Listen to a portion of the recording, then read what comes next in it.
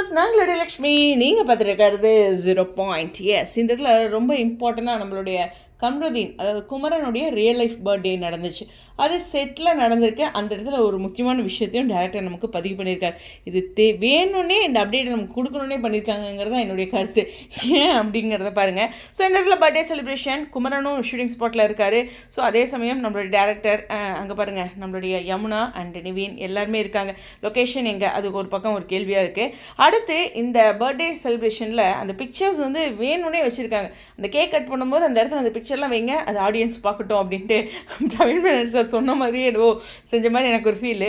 ஏன்னா அதை அவங்க எடுத்துருக்கலாம் இல்லையா, அந்த கேக் கட் பண்ணும்போது அந்த இடத்துல அந்த பழைய பிக்சர்ஸ்லாம் வச்சுருக்காங்க. இது எதற்காக? எஸ், இந்த இடத்துல நிவீன் வந்து டக்குன்னு அவருடைய காதல்லேருந்து வெளியே வந்தார் அப்படிங்கிறது இது வரைக்கும் எந்த இடத்துலையுமே சீன் வைஸ் காட்டவே இல்லை.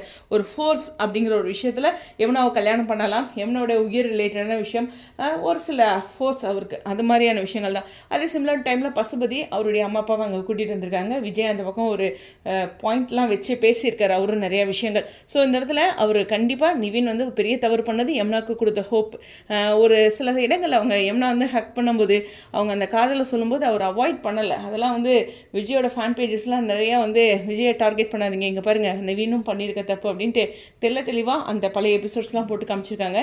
விவாதங்களுக்கு வேண்டாம், இது எப்போதுமே சொல்கிறது சீரியலில் எல்லாருமே தப்பு பண்ணியிருக்காங்க, அதனால் ஒன்றும் தவறு கிடையாது. ஓகேவா, ஒருத்தர் மட்டும் குறிப்பிட்டு இல்லை. ஸோ அந்த மாதிரி ஒரு விஷயம் இருக்கும்போது இந்த பழைய காதல் அப்படிங்கிற ஒரு பார்வையில் ஏன் நிவின் வந்து இந்த மாதிரி பிக்சர்ஸ்லாம் வச்சுருக்காரு, இன்னும் அவரோட அந்த இடத்துலேருந்து வெளியில் வரல அப்படிங்கிற ஒரு விஷயம் யமுனாவுக்கு தெரியும் போது இன்னும் ஒரு வருத்தங்கள் அவங்களுக்கு ஏற்படும் அப்படிங்கிறது தான். ஸோ கல்யாணம் பண்ணணும்னு ஒரு ஏதாவது வாழ்க்கைக்கு சொல்கிறேன், லவ் பண்ணிட்டுருக்கவங்க எப்படியாச்சும் கல்யாணம் பண்ணிடணும் அப்படிங்கிற ஒரு ஃபோர்ஸில் அந்த இடத்துல பண்ணிடுவாங்க.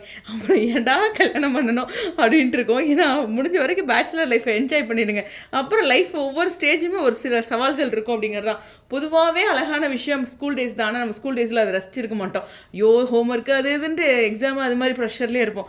காலேஜ் டேஸ் அது பார்த்திங்கன்னா அடுத்து அந்த ஜாப் ரிலேட்டடான ஒரு ப்ரெஷரையும் போட்டுக்கிட்டு அப்புறம் நல்லா என்ஜாய் பண்ணுற ஒரு விஷயத்தையும் பண்ணிகிட்ருப்போம். ஸோ அது ஒரு மிக்ஸ்டு ஃபீலிங் அப்படிங்கிறது தான். ஸோ அதனால் வாழ்க்கையில் எல்லா விஷயமும் வந்து சவால் தான். இப்போ பிரணவே வரான், ஒன்றுமே பண்ண முடியல இல்லை என்னால். ஸோ அந்த மாதிரி ஒரு விஷயங்கள் தான். ஸோ நம்ம ட்ரீம்லாம் ஒரு சில டைம் நம்ம கிடைக்கும்போது அதை செஞ்சிடணும் அப்படிங்கிற ஒரு விஷயம்.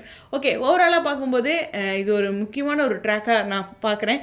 ஏன்னா நிவீன் வந்து இந்த காவேரியோட நினைவுகளோட அந்த பிக்சர்ஸோடு இருக்கும்போது யமுனாவுக்கு ஆன தாக்கம் அது பற்றி காவேரிக்கும் விஜய்க்கும் தெரிய வரணும். அது மாதிரி ஒரு இன்ட்ரெஸ்டிங்கான விஷயம் இருக்குது. இன்னும் ஒரு புள்ளி வச்சு ஒரு விஷயம் சொல்லணும்னா, யமுனா காலத்தில் தாலி இருக்க மாதிரி இன்னும் எந்த ஒரு அப்டேட்டும் கிடைக்கல. போட்டுட்டுலாம் அணுகுண்டா சரி, ஜஸ்ட் ஒரு இன்ஃபர்மேஷன் அது மாதிரி நமக்கு ரிவீல் பண்ணல. பட் இது மாதிரிலாம் ரிவீல் பண்ணியிருக்காங்க அப்படிங்கிறது தான். ஸோ என்னுடைய பாயிண்ட்டை சொல்லிட்டேன், உங்களுடைய பாயிண்ட்டை 0 பாயிண்டில் சொல்லுங்கள். ஸ்டேடியம்.